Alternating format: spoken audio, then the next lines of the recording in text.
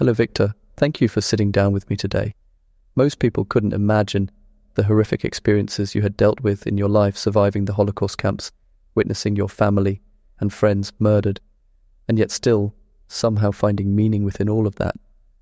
How on earth were you able to find meaning? It's my pleasure, and thank you for your question. This touches the heart of my journey and my life's work. Finding meaning amid suffering required a perspective shift that was not easy to attain, yet it became my lifeline. In those camps, stripped of everything, identity, loved ones, basic human rights, I had to confront what remained, the last of human freedoms, which is the ability to choose one's attitude in any given set of circumstances. This is not a minor choice. It is our ultimate freedom, even when all else is lost. The truth I discovered was meaning does not come from life circumstances themselves, but from our response to them. There were moments when I imagined speaking to students or returning to my work, and these images of the future gave me a reason to persevere. One memory that stands out took place during a forced march from one camp to another, late in the war. We were exhausted, cold, and starving, forced to march for miles in the snow, with guards ready to shoot anyone who lagged behind. At one point I felt my strength leaving me, and despair began to take hold. The pain in my body, the harsh conditions, and the knowledge that we were seen as nothing more than expendable labor, it all weighed on me. In that moment, something within me shifted. I closed my eyes and focused inward. I visualized my wife, her face radiant, full of warmth and love, as if she were standing right there beside me. I imagined speaking to her, telling her about my struggles, and imagining her response. Though I didn't know if she was alive, it didn't matter. My love for her was real, and by focusing on it, I was able to transcend the brutal reality around me, if only for a few moments. Through that vision, I realized that the guards could take away everything, my health, my freedom, even my life, but they could never take away my capacity to love. This realization was a breakthrough. It gave me a sense of inner freedom and a renewed strength to endure the march. I felt my suffering, but now I bore it differently. It had a purpose. I was determined to survive, to keep her memory alive, to live in a way that honored the love we shared. This experience taught me that even in the depths of suffering, we have the power to find meaning. It showed me that resilience doesn't come from denying hardship or ignoring pain, but from accepting it as part of our experience and finding purpose within it. Love and hope became my anchors, reminding me of the dignity and humanity that no one could take from me. This path toward love, growth, and resilience allowed me to understand something deeply. We can endure almost anything if we have a why to live for, a purpose that makes us willing to bear the suffering. This lesson, born from those dark days, has guided me ever since. It is why I believe so passionately that we must find meaning, especially in the face of hardship. In choosing our response, we choose our freedom. And in that freedom lies our humanity. Thank you for sharing that with me. The story of you visualizing your wife, even though you didn't know if she was alive or dead, but you still choosing to connect and embrace her in a way profoundly hit me. To give your life meaning, as well as your wife's, through the love intentionally put forth, is beautiful and something everyone watching this, including myself, needs to do more of. A lot of people, including myself, worry a lot about losing the people we love most in this life, or have already lost loved ones, which weigh heavily. If someone has lost a loved one, is there any advice you would recommend they try to reconnect with that love for the person instead of trying to ignore those emotions out of fear of emotional pain? I understand well the fear of losing those we love. In truth, love can bring pain, for to love deeply means to risk loss. But love, even in loss, holds a unique power to transcend suffering. If someone has lost a loved one, I would suggest several techniques rooted in my experience and in logotherapy, which may help to transform the grief into a lasting source of meaning and connection. The first would be to embrace the memory and not escape it. Often, people try to push away memories of their loved ones to avoid the pain, but by intentionally embracing these memories, they can experience the love that existed as something enduring. Recall the person's voice, their expressions, and what they meant to you. Speak to them if you feel it helps. Invite their memory into your life as a source of strength rather than something to fear. Paradoxically, embracing memories can often lessen the pain over time, as it allows us to process our grief in a healthy, connected way. The second intention or technique I would set would be to shift from why to how, rather than asking, why did I lose this person? Which can lead to an existential void. Ask, how can I honor them now, find ways to continue their legacy, or live out values they cherished? Perhaps this could mean dedicating yourself to a cause they loved, cultivating qualities they embodied, or simply living with greater compassion. In doing so, we actively transform the pain into something meaningful and constructive, aligning our lives more closely with their spirit. And finally, the last intention I would set is to focus on the love that remains. The love you felt and still feel toward them is something that endures. This love remains part of you, and it is a testament to the depth of your connection. Love, once given, is never truly gone. Whenever you feel the loss, remember that the love shared has shaped you, leaving an indelible mark on your character. Feel the love you had for them as something to carry forward in your interactions with others, allowing their influence to touch the lives around you. This provides the ability to reframe grief as an opportunity to connect more deeply with life. I often tell people that life is asking something of us, and in grief, life is asking us to bring forth resilience, courage, and purpose, rather than seeing grief as an isolated pain. Recognize it as a response to having loved deeply, which is one of the most beautiful and meaningful aspects of being human. By honoring your grief as a reflection of love, you reaffirm life's beauty, even in sorrow. Thank you for those amazing insights and tips to connect more with those we love, whether they are still with us or have passed. I would say only recently that I've started to intentionally live life with more love and purpose as I reflect on how terribly short life really is. Having this insight more and more has in a way made it very difficult to live a life of love, authenticity and purpose. You see the truth of what life really is, and yet you still have to balance everyday necessities and trivial pursuits that feel like they matter in the moment but not in the true grander scheme of life. What advice would you give to me and the people watching this to manage this? You raise a very profound challenge, one that we all face when we start to live with intention and awareness of life's brevity. When we realize the importance of love, authenticity, and purpose, the demands of daily life, its trivialities, routines, and distractions can feel like obstacles.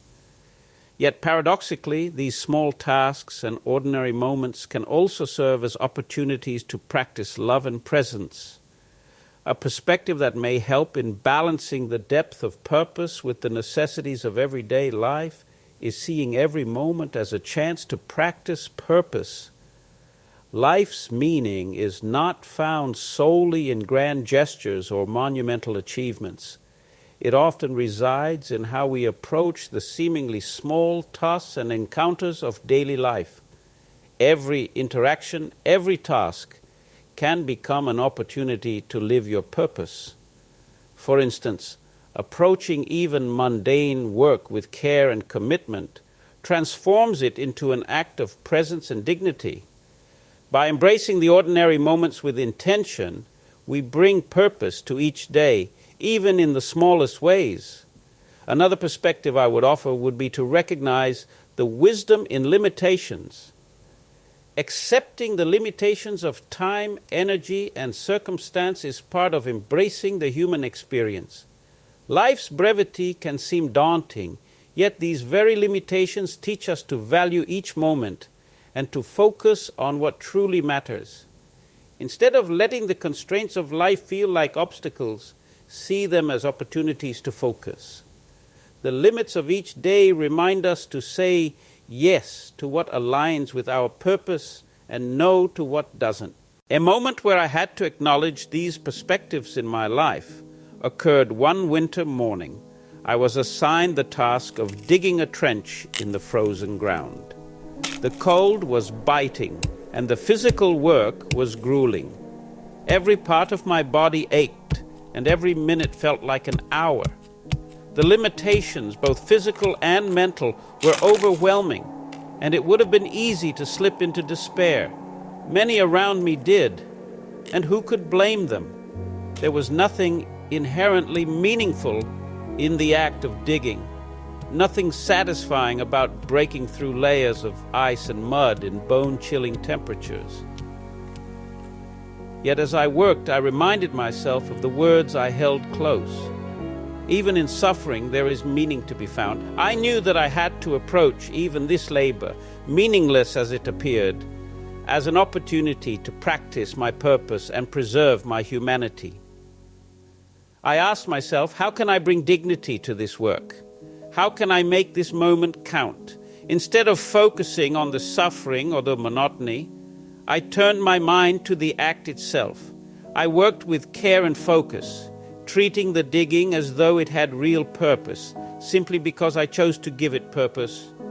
I recalled the image of my wife and imagined her watching me, feeling her presence and my love for her. This love became my purpose, my reason for doing the work with integrity. By shifting my mindset in this way, each shovelful of dirt became an act of resilience and devotion, a reminder of the inner freedom I still possessed. The wisdom of this limitation, the intense hardship, became clear to me. By embracing the restriction and facing it head-on, I was able to deepen my capacity for patience, endurance, and love. I realized that the situation was pushing me to explore the depths of my resilience, to see what could not be broken, even in those bleak conditions. Instead of being crushed by the limits, I allowed them to show me what strength remained within me. This practice, finding purpose in the moment and recognizing the wisdom in limitations, did not erase the suffering, but it transformed my relationship to it. The situation taught me that purpose is not limited by external conditions, but is something we bring with us, something we cultivate within ourselves.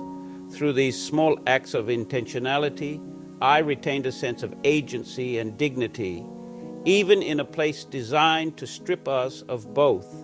This lesson has remained with me always, that even in the harshest limitations, we can find purpose by choosing how we respond, by giving meaning to each moment through the intention and values we bring to it.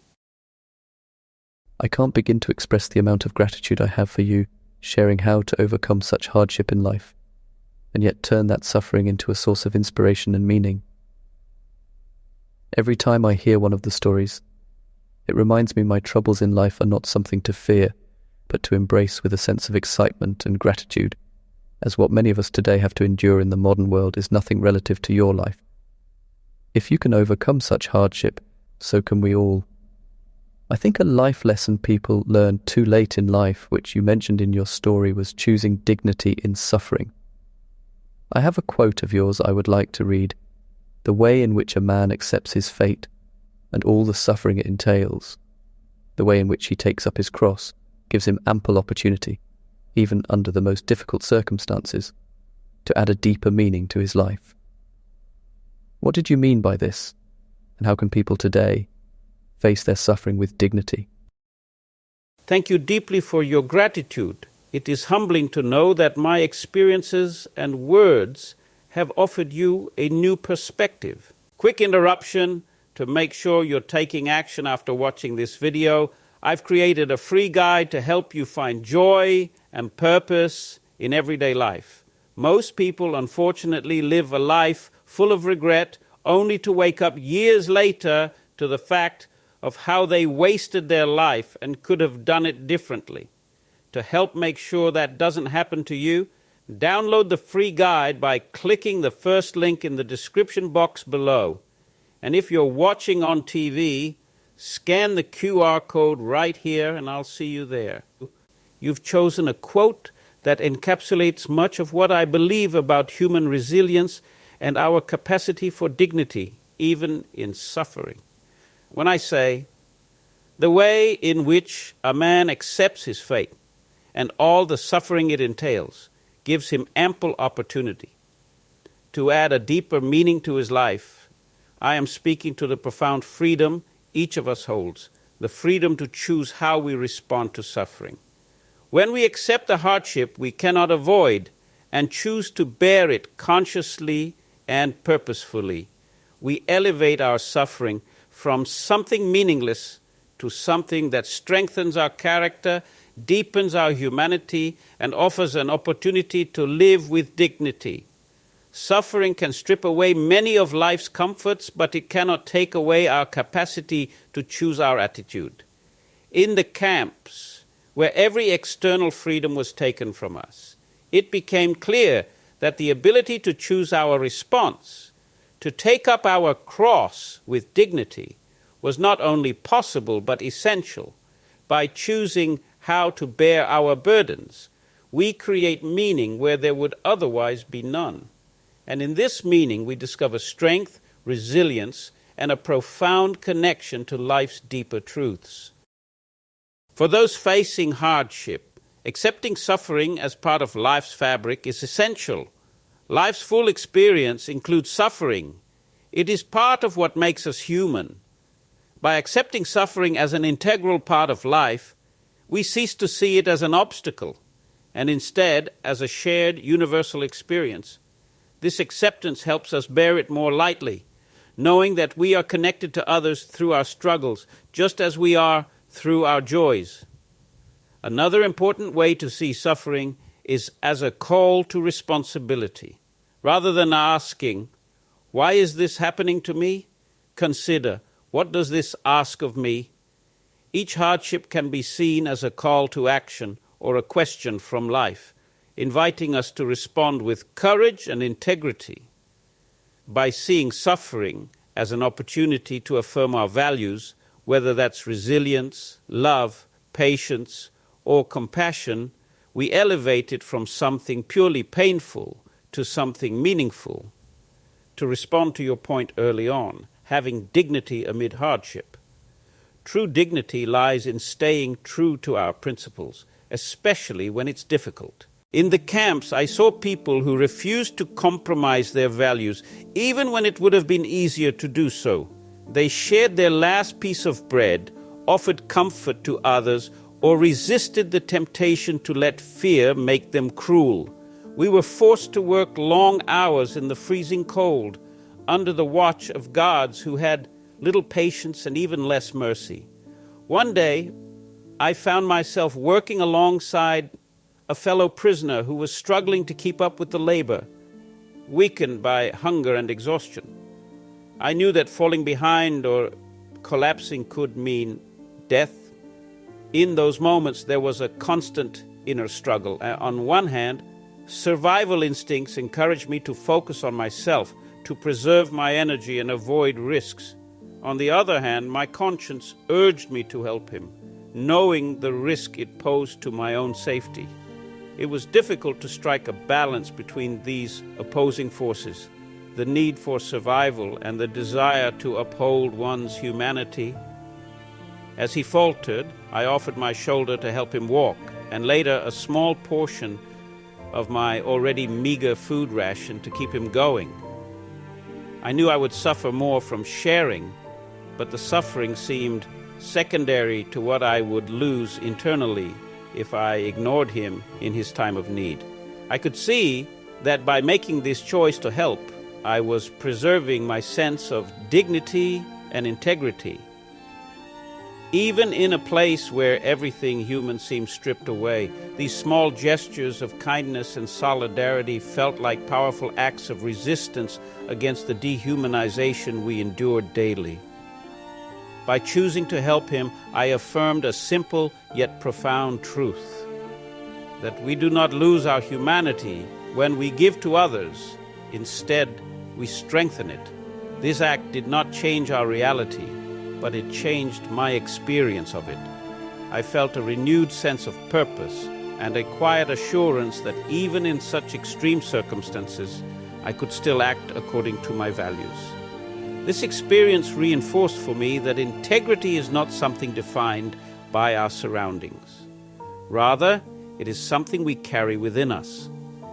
We have the power to choose kindness, compassion, and solidarity, even when doing so is difficult or uncomfortable. In the camps, acts of humanity became rare treasures, not because they were easy, but because they required a strength of spirit that reminded us of who we truly were. That day taught me that maintaining integrity amid hardship is about choosing to act from a place of purpose and compassion, regardless of the cost. It is in these moments when we risk something to uphold our values that we connect with a sense of dignity that no circumstance can take away. There is a very powerful and touching aspect to your story that is making me reflect on what it means to truly be alive. On the one hand, serving your own interest to survive based on fear would seem like the rational thing to do in such a situation, and yet by doing the opposite, paradoxically, the internal strength it gave you in a way sounds like that was one of the driving forces for your survival of such conditions. Did you ever reflect on that situation, and what could have happened if at that moment you decided not to offer your shoulder to that man, and how that would have affected you moving forward in life? Yes, I have reflected on that moment many times. You're absolutely right. It was paradoxical. On the surface, prioritizing my survival seemed rational, and the impulse to focus solely on my own needs was powerful. But when I chose to help that man, it awakened something far deeper within me. That small act of kindness and solidarity fortified an inner strength that no amount of self-preservation could have given me. It helped me stay connected to my humanity, which in turn became essential to my survival.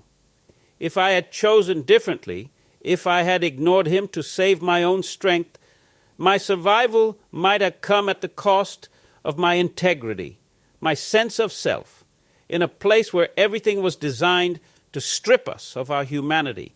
Each choice to hold on to our values was a quiet act of defiance. By upholding those values, I could continue to see myself as a human being, rather than a number or a tool at the mercy of others.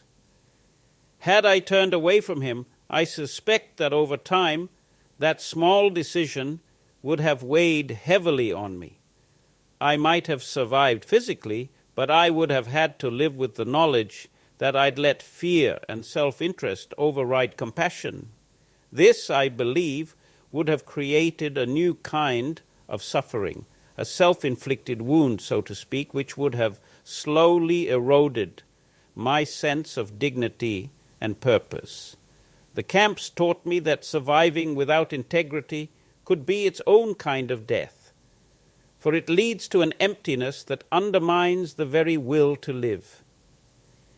In a place as brutal as a concentration camp, where every moment could easily turn to despair, we needed something greater than ourselves to keep us going.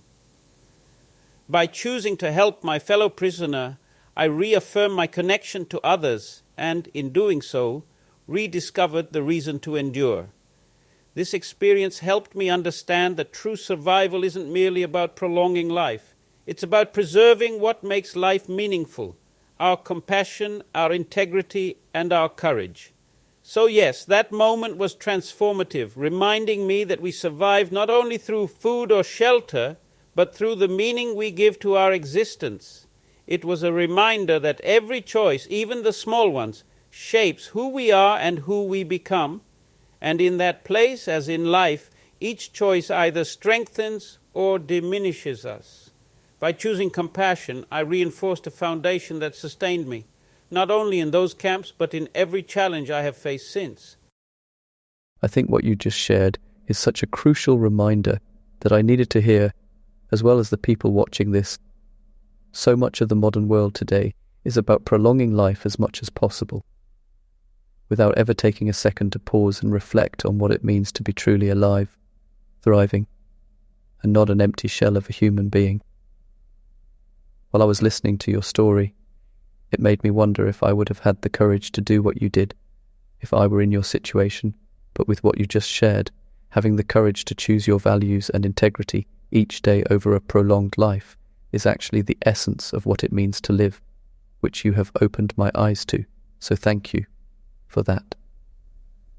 For people who are stuck in a place of fear and want to be more courageous, what advice would you have for them?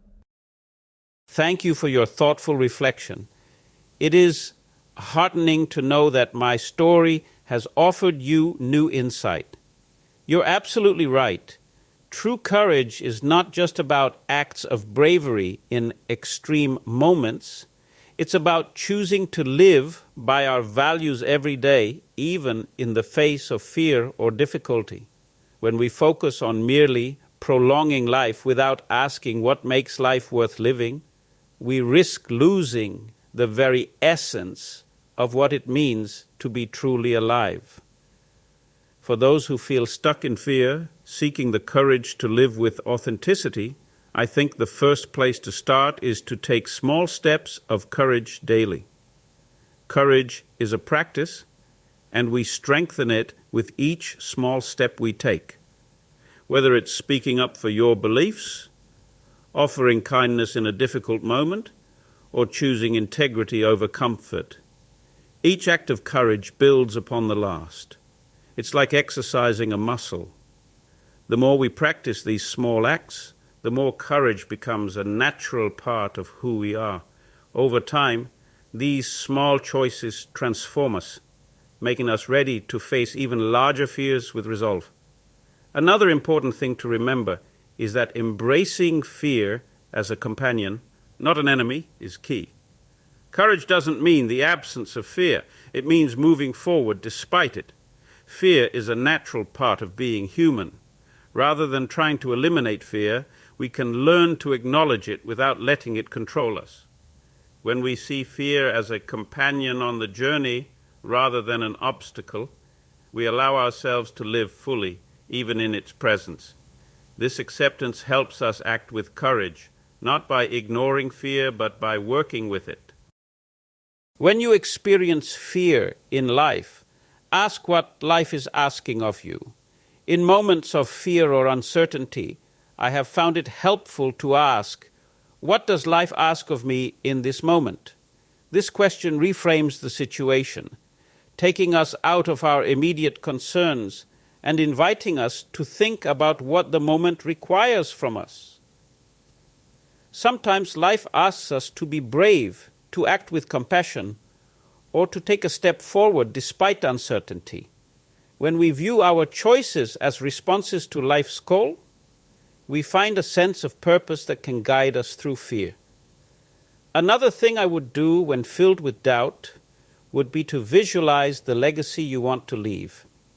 Imagine how you want to be remembered, not just by others, but by yourself.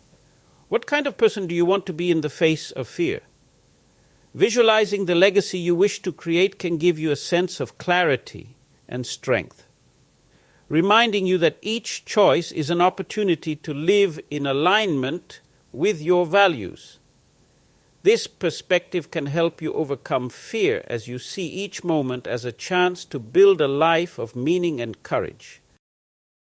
If you're okay sharing, was there a time in your life you can recall when you used these techniques to find courage over fear? Yes, there is a moment that stands out, one I rarely speak of, because it was deeply personal and involved a struggle within myself, where I was confronted by both fear and doubt, but also by the question of legacy and purpose. It was a moment where, like anyone else in such conditions, I faced the temptation to give in to despair and abandon the commitment I had made to myself to find meaning. This moment occurred shortly after I had lost the manuscript of my life's work. Before my imprisonment, I had been working on a book that outlined my ideas on logotherapy. When I was first taken to the camps, I kept the manuscript with me, sewn into the lining of my coat. That manuscript represented years of research, insight, and the driving force of my life's work. But soon after arriving, the coat, and with it the manuscript, was taken from me. I remember the feeling of devastation as I realized it was gone. In a place where everything we owned had been stripped from us, that manuscript was the last physical representation of my purpose. In those early days, I was haunted by the sense of having lost not only my work, but the reason for my own survival. It felt as though, along with the coat, the last vestige of my former life and purpose had been taken from me. Fear and despair crept in as I began to wonder what is left. What am I to do now without the purpose I had been devoted to for so long? For days I wrestled with the question, feeling as though the loss of my work had erased a part of my own identity. Yet, amidst that loss, I forced myself to ask, what is life asking of me now, in this moment, stripped of all I thought I needed to fulfill my purpose? The answer didn't come easily, but as I sat with this question, it slowly became clear. Life was asking me to let go of my attachment to the physical manuscript and to embody the ideas I had written about. In other words, it was no longer about preserving my work, but about living it. If I truly believed that meaning could be found in all circumstances, then here was the ultimate test. I realized that my legacy could no longer depend on words alone. It had to be proven by my actions.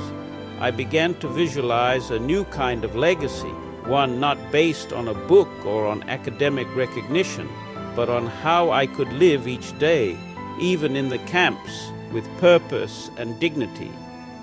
I imagined that if I were to survive, I would one day share these lessons, not as theories on paper, but as truths I had lived and witnessed in the lives of others. I imagined speaking to others who were lost in their own existential struggles, helping them find meaning as I had found it in that moment. From that day forward, I committed myself to rewriting my manuscript in my mind, one thought at a time, but more importantly, to living it in practice. I began to observe my fellow prisoners with a renewed sense of empathy, finding meaning in each small act of kindness, each moment of resilience. I watched those who shared their last piece of bread, those who helped lift others when they stumbled, and I saw that they too were creating a legacy even if they didn't know it. By helping those around me, even in small ways, I could still fulfill the purpose that had once driven me to write. Through this experience, I understood that the truest legacy is not what we leave behind in words or objects, but how we choose to live, moment by moment. It is in the courage to act according to our deepest values, even when there is no visible outcome or reward, that we shape a legacy that endures.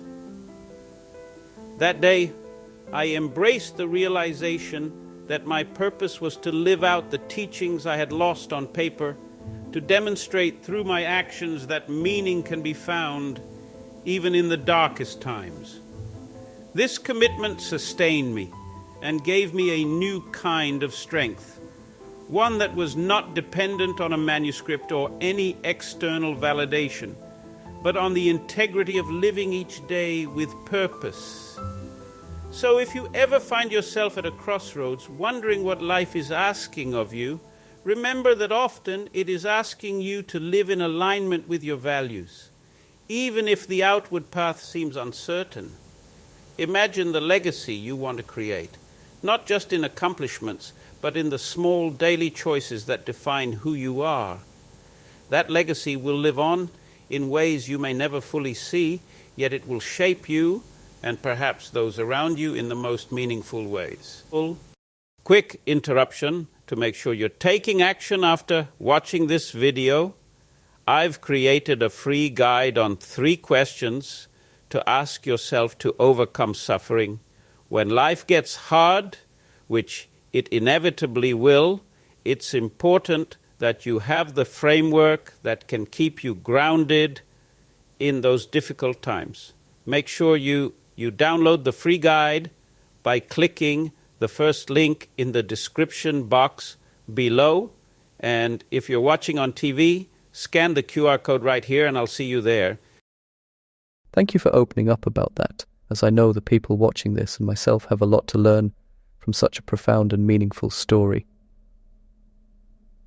The ability to separate yourself from material things, in your case the manuscript, and rather focus on the underlying ideas, values, and application of your work is something we all need to work on, especially in the modern world today.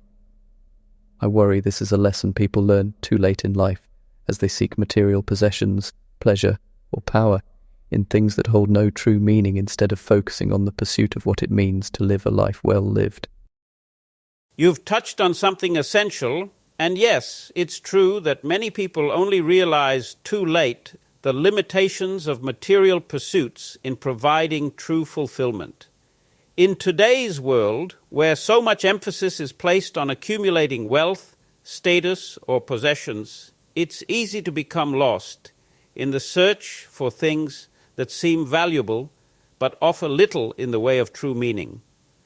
The loss of my manuscript taught me something that I think is relevant for everyone. What endures, what truly sustains us, is not what we own or achieve externally, but what we cultivate within ourselves, our values, our character, and the ways in which we bring those qualities into the world. When we shift our focus from external acquisitions to inner growth, we begin to live a life that is not only fulfilling but resilient, one that can withstand the inevitable changes, losses, and challenges that life brings. To live a life well lived, we must cultivate the courage to look beyond society's superficial measures of success and ask ourselves what truly matters.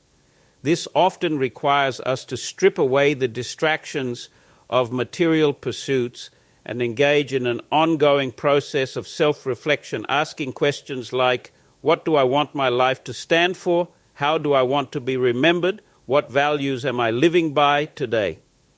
These questions are simple yet profound, and they can guide us toward a life that feels both purposeful and authentic.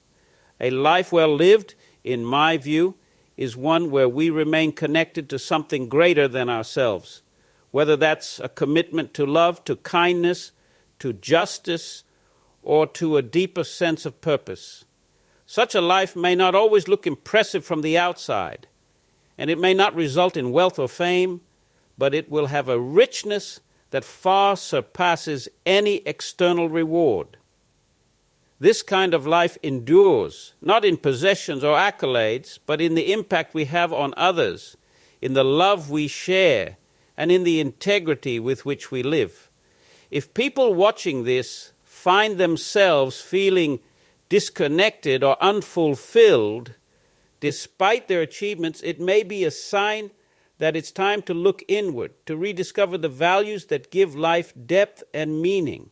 By choosing to focus on what truly matters, we not only live more fully, but create a legacy that endures, one that will continue to touch the lives of others long after we are gone.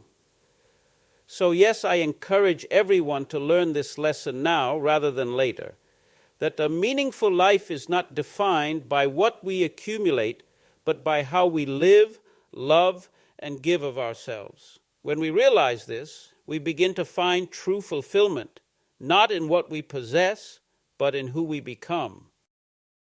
I'm curious. The more we talk about this, the more everything makes sense about how we should look at and shape our lives, and yet it seems to differ from the views and expectations put on us by society, parents, school, work, and so forth. Why do you think that's the case?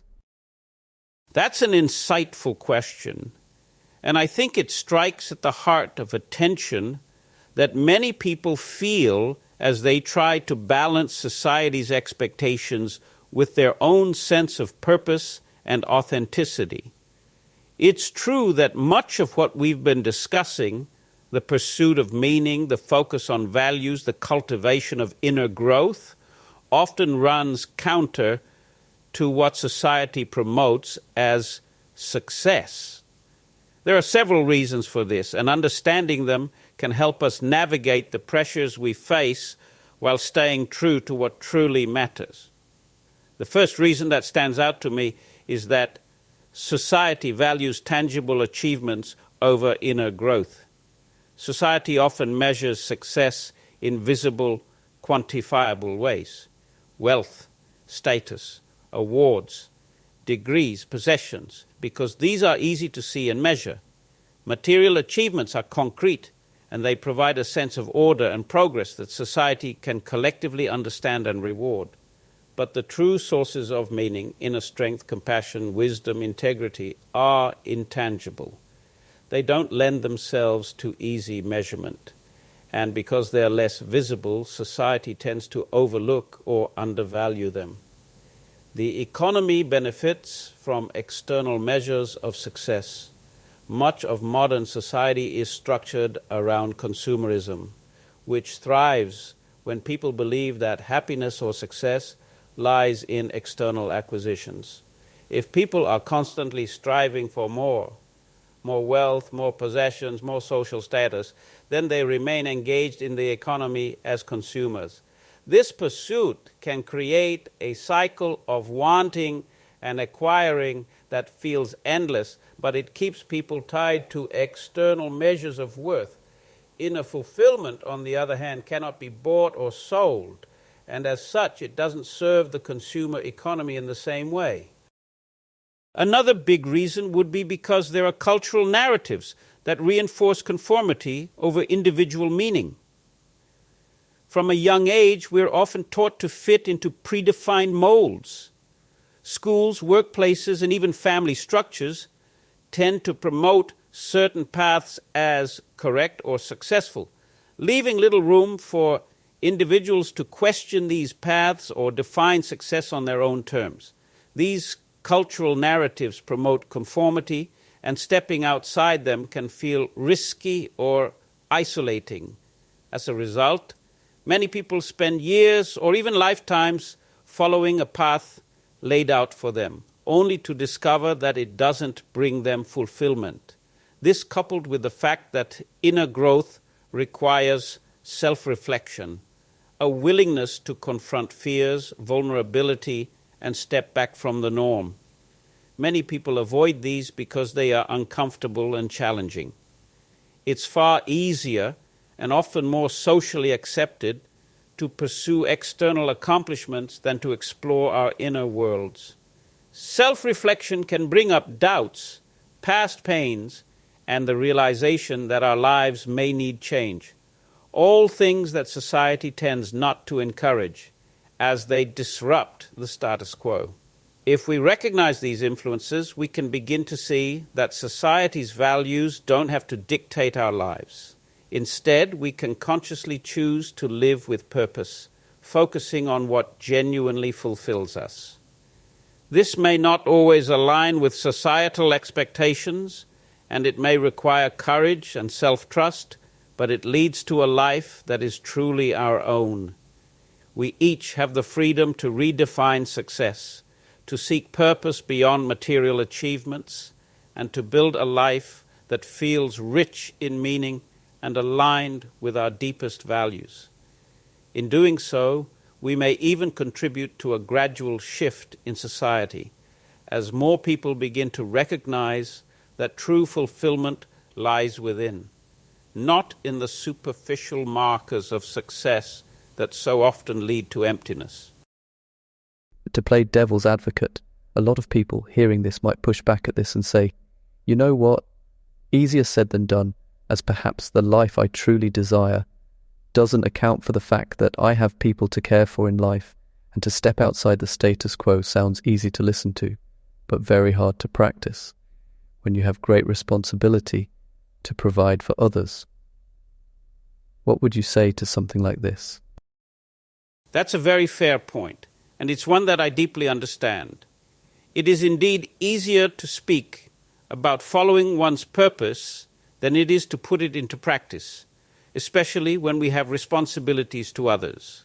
Many people are balancing the demands of work, family, and community, and stepping outside the traditional path can seem not only daunting, but at times even irresponsible. However, here's what I would say to that concern. Finding meaning and living a life of purpose does not necessarily mean abandoning responsibilities, but rather reimagining how we fulfill them. The key lies not in the external shape of our lives, whether we work in a certain job or meet particular expectations, but in the intention and integrity with which we approach each role, each task, each relationship. Purpose can be lived within the responsibilities we already hold. We often think that following a life of meaning requires dramatic changes, leaving a job, uprooting routines, or abandoning familiar responsibilities. But, in truth, purpose can be integrated into the very life we are already living. For example, providing for a family can be seen as an act of love and service, a way to fulfill our deepest values of commitment, care, and responsibility. The challenge then is not necessarily to change our circumstances, but to bring our values more intentionally into our daily life. We can approach our work and relationships with mindfulness, presence, and a focus on the people we care for. In this way, purpose becomes less about what we do and more about how we do it. One example in my life was in 1939. Shortly before the Nazis occupied Austria, I had the opportunity to leave for the United States. I held a visa in my hand, and the promise of freedom was within reach. This was a crucial moment for me, as I had been working on my manuscript and developing my ideas on logotherapy. My purpose was clear, and I was eager to bring these ideas to the world. However, my parents were elderly, and I knew that if I left, they would face the brutal realities of the Nazi regime alone.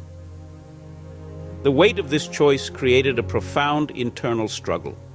If I stayed, I risked my life and my work. If I left, I would betray my duty to my family. I began to feel lost, caught in the existential vacuum, doubting both paths, because each meant sacrificing a part of myself. In my search for clarity, I found myself returning to a question central to my work. What does life ask of me in this situation? Instead of asking what I wanted from life, I reflected on what life was asking me to do. I looked within myself, not for the easiest answer, but for the one that resonated most deeply with my values. Then, a seemingly small yet powerful moment helped me find my answer. My father had kept a fragment of the Ten Commandments, a remnant of a synagogue destroyed by the Nazis, and he showed it to me. The only legible commandment was, "Honor thy father and thy mother." In that moment, I knew my path. My responsibility lay with my family. I chose to stay. I let my visa lapse, and in doing so, anchored myself to a purpose that went beyond my career or aspirations. It was an act of self-transcendence, choosing to serve something greater than my individual ambitions. That decision taught me how to navigate the vacuum. When we ask what life expects from us, rather than what we expect from life, we find direction and purpose, even amid difficult sacrifices. The answers to these questions are often complex, sometimes uncomfortable, but they are the foundation of authentic meaning. They allowed me to leave behind the existential vacuum and embrace my choice with a sense of inner peace. In time, this decision to stay with my family led to suffering I could not have foreseen, but it also gave me insights that formed the heart of my work in logotherapy. The experience taught me that escaping the vacuum means confronting our inner doubts and discomforts, asking deeply personal questions, and being willing to live out our values, even when it requires us to sacrifice. So if you find yourself in a similar place, I would encourage you to ask, what is life calling me to do right now? What values am I willing to honor regardless of the cost? In following these answers, you will find a path out of emptiness into a life rich with purpose, even in the face of hardship. Reflecting on the path life led you down, and the pain that it would lead to in the Holocaust camps, to stay with your parents and uphold the commandment, honor thy father and thy mother. Would you have done anything differently, knowing the pain that would ensue? That is a deeply thoughtful question, and I have often reflected on it myself. Knowing the suffering that awaited me, losing my family, enduring unimaginable hardship, and witnessing the depths of human cruelty, might make some wonder if a different choice would have spared me such pain. Yet even with the clarity of hindsight, I would not choose differently. The decision to stay and honor my parents was a choice made out of love and responsibility. To me, it was a decision rooted in purpose and integrity, one that aligned with the values that shaped who I was. Although this path led to suffering, it also brought profound insight and meaning that would ultimately define my life's work. I came to understand that while we may suffer, we also have the ability to bring meaning to our suffering, to shape it into something constructive for ourselves and for others. During the darkest moments in the camps, I held on to the conviction that life held meaning, even if that meaning was obscured by brutality and despair. Reflecting on the decision to stay with my family, I realized that by embracing responsibility, I could bear the suffering more willingly, knowing it stemmed from a purposeful choice. This sense of purpose was not just a comfort. It became a lifeline. The suffering I endured was not something I would have chosen, of course, but it taught me truths about resilience, love, and the freedom of attitude. These lessons became the foundation of logotherapy, helping countless others find meaning in their own lives. Had I chosen the safer path, I might never have learned these lessons or contributed to others in the same way. So, while I could not avoid the pain, I could and did choose how to respond to it. In life, we rarely have the ability to avoid all suffering, but we always have the choice to approach it with purpose, to let it deepen our understanding, and to transform it into a source of growth and compassion. This belief is the very heart of my work, that suffering, embraced with dignity, can lead to transformation and a life rich with meaning. You seeing that choice as purposeful, which became a lifeline for you in that brutality, is incredibly impactful. It reminds me of a saying I recently heard, which is that we can either choose our suffering or it will choose for us. I haven't been able to get that out of my head, and now hearing your story on this and accepting the responsibilities you choose to uphold has only solidified that message within my life more. Going back to the story you just shared, you said there was a moment when you felt lost, and not only that, but caught in the existential vacuum. What did you mean by that term, and is it different than what we talked about in regards to pursuing pleasure or power over purpose? I'm glad that saying resonates with you.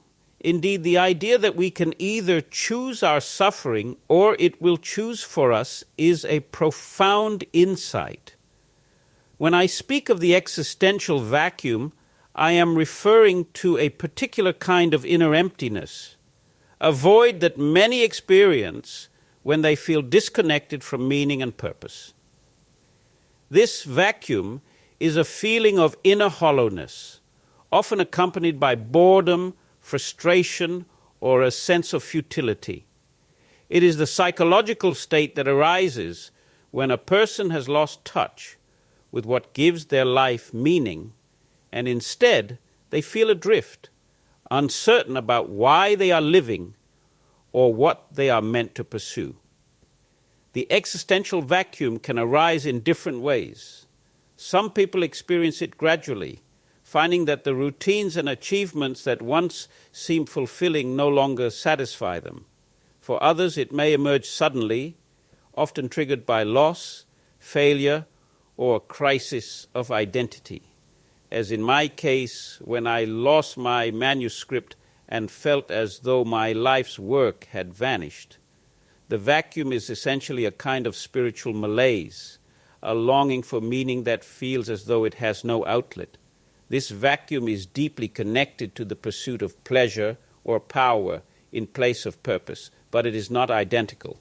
When people prioritize pleasure or power as the driving forces of life, they may not immediately feel the vacuum because these pursuits provide temporary satisfaction.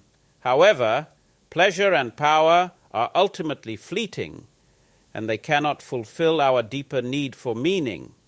Over time, as people chase these goals without connecting to something greater, they begin to feel the existential vacuum creeping in.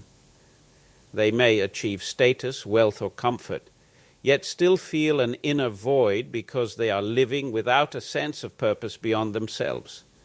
The existential vacuum is what emerges when we avoid the question of meaning altogether, when we distract ourselves or become consumed by trivial pursuits rather than addressing life's deeper questions. This vacuum is often accompanied by what I call the Sunday neurosis, a kind of existential anxiety that surfaces when we stop our busy routines and are confronted by the emptiness within. It's that uncomfortable feeling we get when we pause and realize that, without external distractions, we may not know why we are here or what truly matters to us. To escape the existential vacuum, we must actively seek purpose, choosing to engage with life's challenges, responsibilities, and relationships in a meaningful way. This does not necessarily mean we need to find a grand or lofty purpose. Rather, it means we need to connect to values and goals that resonate with our deepest sense of self. For one person, that might mean dedicating themselves to their family. For another, it might mean creating something, helping others, or pursuing a passion. In my own case, overcoming the vacuum required me to find meaning in my suffering itself. When I could no longer rely on my manuscript as a source of purpose, I realized that my purpose could lie in how I lived each day, how I responded to others, and how I bore my hardships. By choosing to live with integrity, kindness, and courage, I could create meaning even when everything else had been stripped away. So yes, the existential vacuum is different from simply pursuing pleasure or power, though they are closely related. The vacuum arises when we lack meaning, when we avoid life's deeper questions, or let ourselves drift without purpose. But the good news is that we can fill this vacuum at any time by choosing to live with intention, by taking on responsibilities with care, and by seeing each day as an opportunity to live according to our values. By engaging fully with life, its joys and its suffering, we can fill the existential vacuum, replacing emptiness with purpose and direction. It is a choice we must make continuously, a commitment to living meaningfully rather than allowing the void to choose for us. That makes a lot of sense. In my understanding of what you just said, the existential vacuum is the internal state of emptiness that arises from things associated with choosing a life of pleasure or power versus purpose. It is the disease that stems from the actions that trigger the illness. Is that correct? You've captured it precisely. The existential vacuum is indeed like an internal disease or condition of emptiness that arises when we live a life focused primarily on pleasure, power, or external achievements, rather than on deeper meaning and purpose. The existential vacuum is not caused by any single behavior or pursuit, but by a pattern of living that overlooks the need for meaning. What are some of the signs someone watching this may be caught currently in the existential vacuum? The first sign would be persistent feelings of emptiness or boredom. One of the hallmark signs of the existential vacuum is a deep-seated feeling of emptiness or boredom, even in situations that should be engaging. If someone often feels as though their life lacks meaning, or if they frequently experience boredom despite a busy schedule or social life. Another one would be relying on external validations or distractions. People who feel an inner void often seek to fill it with external validation or distractions, such as social media, shopping, or constant entertainment. While these things provide temporary relief, they don't address the underlying lack of meaning. If someone finds themselves needing constant stimulation or approval from others to feel okay. Lastly, seeking identity through external labels or accomplishments.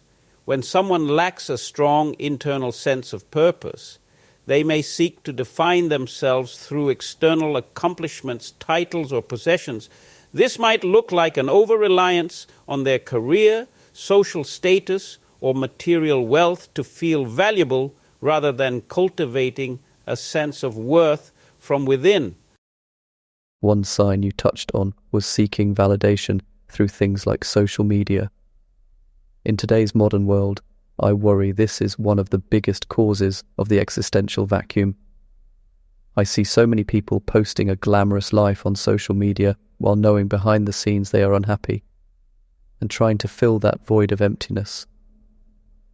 The unfortunate thing is that people don't see behind the scenes, not realizing that, and rather look at that fake glamorous life being shown, which then pulls them into the vacuum. You've touched on an incredibly important issue, one that I agree is a significant contributor to the existential vacuum in today's world. Social media, with its relentless focus on appearances, popularity, and the glamorization of lifestyles, has created a platform where external validation is not only encouraged, but normalized. This environment can easily lead people into a cycle of comparison, insecurity, and emptiness, precisely the conditions that feed the existential vacuum. The issue with social media is twofold. First, the illusion of the perfect life. Social media allows people to curate a version of themselves that often highlights only the glamorous, successful, or happy moments. It rarely reflects the struggles, vulnerabilities, or setbacks that are part of every human life. For those viewing this content, it creates a skewed perception of reality. People begin to measure their own lives against an impossible standard, leading to a sense of inadequacy and eventually to the existential vacuum. They believe that happiness or worth comes from achieving a life that looks like the images they see, rather than from building a life of genuine connection and meaning. Second, the dependence on external validation. Social media has, in many ways, conditioned people to seek validation from likes, comments, and followers. This reliance on external feedback can disconnect individuals from their internal sense of purpose and self-worth. When we become dependent on the approval of others, we lose touch with the deeper questions of what truly matters to us, instead of asking, what brings me purpose? Or how do I want to live authentically? People may find themselves asking, what will get the most likes? Or how can I look successful? This dependence on external validation keeps people in a constant loop of seeking, achieving, and yet feeling empty. Breaking free from this cycle requires a conscious effort to return to a sense of purpose that isn't tied to appearances or external validation. Practicing authenticity, online and offline, can help with this. Posting or sharing more genuine moments, expressing vulnerability, and being honest about challenges can create a healthier relationship with social media. Authenticity, even in small doses, can be a powerful antidote to the existential vacuum. When we present ourselves honestly, we remind both ourselves and others that life is not about perfection. It's about growth, connection, and resilience. Limiting time on social media and engaging in self-reflection is also very important.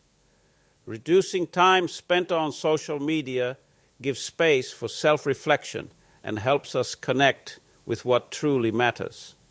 Practicing self-reflection, journaling, meditation, or simply spending time in nature can help individuals reconnect with their values, independent of others' opinions.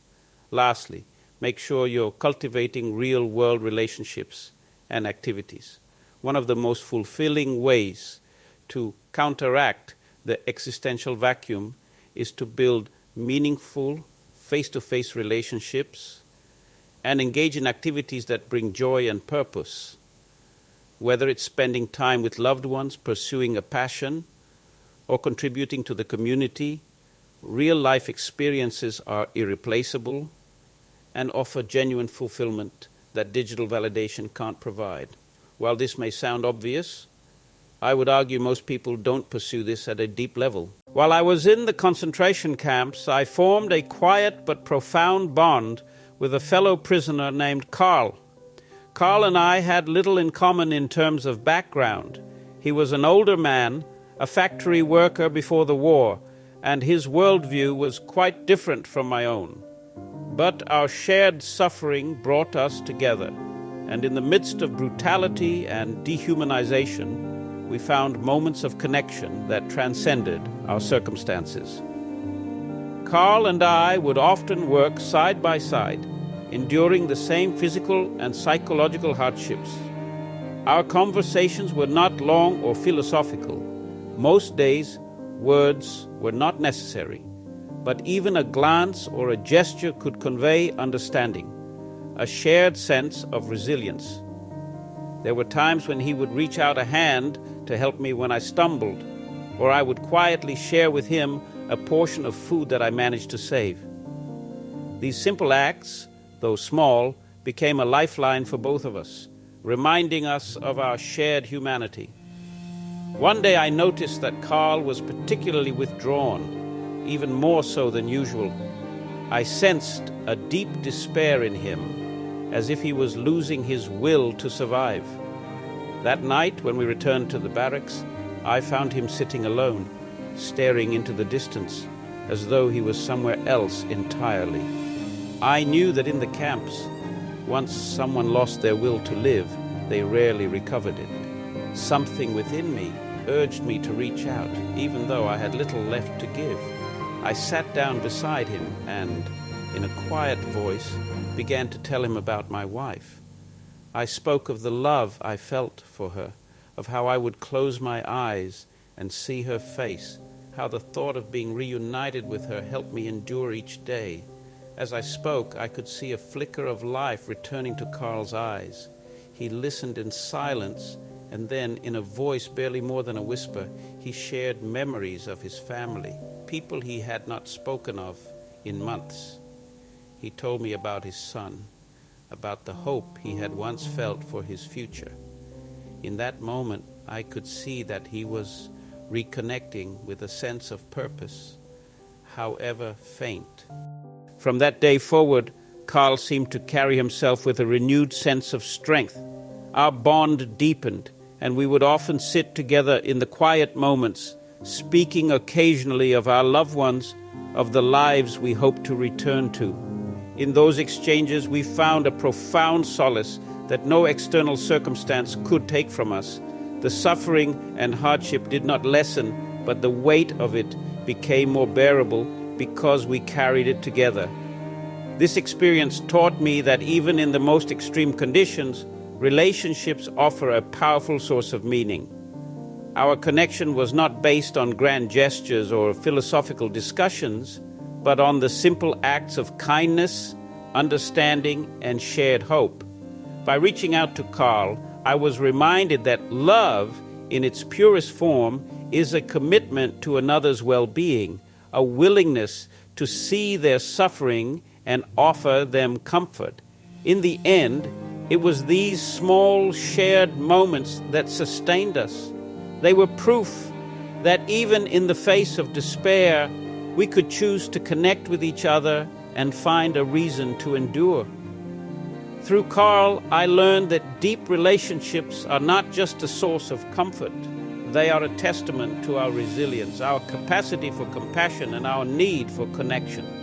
This experience reinforced for me that cultivating meaningful relationships is one of the greatest sources of purpose and fulfillment. Love, whether for a partner, a friend, or a fellow traveler on life's difficult path, has the power to transcend suffering, to anchor us in something larger than ourselves. Even when everything else is taken away, these connections remain, grounding us in the shared experience of being human. Thank you for the heartwarming story on love, friendship, connection, and of course, meaning. Reflecting on my life, I will be the first to acknowledge that I need to seek more connection to others, as I often find myself being a recluse instead of putting myself out there to engage with others, even if it's in subtle moments like you did with Carl sometimes, and there was nothing to be said but enjoy each other's company. A two-part question I would have for you is, firstly, do you have any advice on how to find genuine people to engage more with in life for those of us who struggle to build connections? And secondly, how should one reflect on their current circle of friends or family to see if they have the right people in their life, or perhaps they need to move on and get rid of them? Thank you for your openness, and I'm glad Carl's story resonated with you. Building genuine connections can be challenging, especially in a world that often encourages us to focus on ourselves or withdraw from deeper engagement with others. It's understandable to feel hesitant about reaching out or cultivating relationships, yet as you've reflected, these connections can bring incredible meaning to our lives. Here are some thoughts on both parts of your question, though. Building authentic relationships often requires us to cultivate openness and curiosity, as well as a willingness to be vulnerable. Here are a few practices that may help in connecting with others. Start small, be present. Building genuine relationships doesn't require grand gestures. Often it begins with simply being present and attentive in the small moments, as I was with Carl. Pay attention to the people around you, neighbors, colleagues, or even acquaintances. Sometimes just a warm smile, a genuine question, or the simple act of listening without judgment can open the door to connection. People often respond deeply to authentic presence. Second, look for shared values and interests. Seek out people who share similar values or interests, as these can be the foundation for meaningful relationships. Joining groups, classes, or volunteering in areas that align with your interests can lead you to people who see the world in a similar way. This shared ground creates a natural basis for connection and makes it easier to build trust.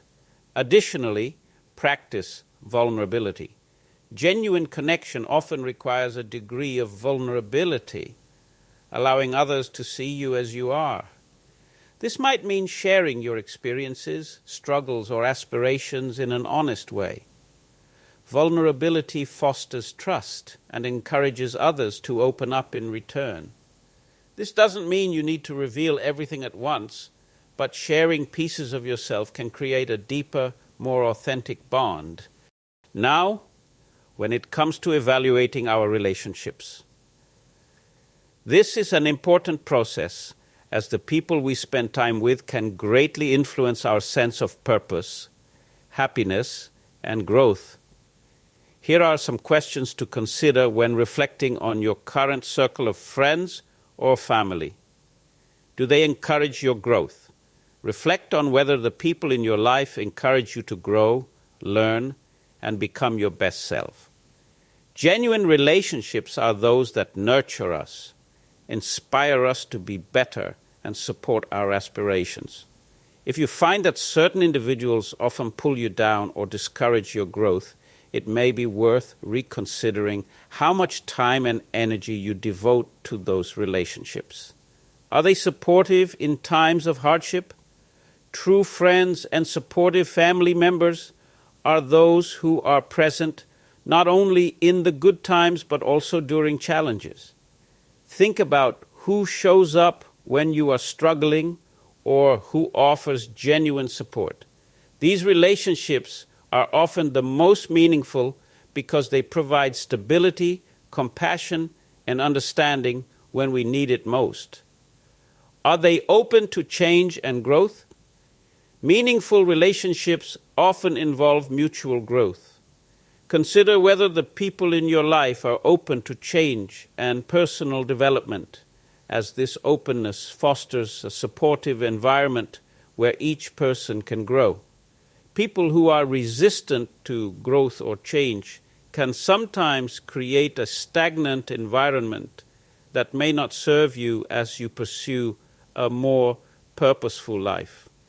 At the heart of these reflections, remember that relationships are not solely about what others can bring to us, but also about what we can bring to them.